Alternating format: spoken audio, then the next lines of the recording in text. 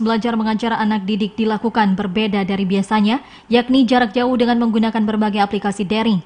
Kepala MSen 1 Banda Aceh Junaidi Ibas menyebutkan para guru harus siap dengan berbagai kondisi dalam proses belajar mengajar kepada peserta didik, termasuk dalam kondisi saat ini yang mengharuskan anak-anak belajar sistem jarak jauh dengan menggunakan aplikasi seperti e-learning.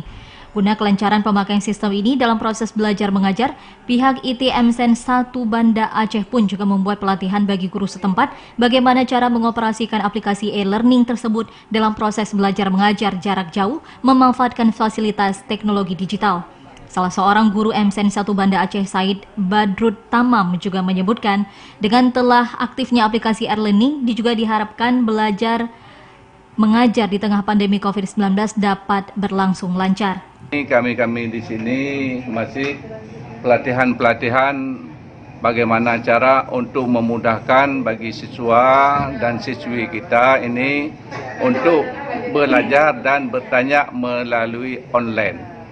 Aplikasi e-learning ini juga membantu siswa dan guru dalam kegiatan pembelajaran, berbagi informasi, materi pembelajaran dan memberikan tugas menjadi lebih mudah dengan memanfaatkan aplikasi tersebut. Di tengah COVID-19, para guru dituntut untuk melek teknologi menyongsong era 4.0 yang mengharuskan para guru mampu melaksanakan PBM dalam setiap situasi, termasuk kondisi saat ini yang mengharuskan proses belajar mengajar dilaksanakan dari rumah atau jarak jauh.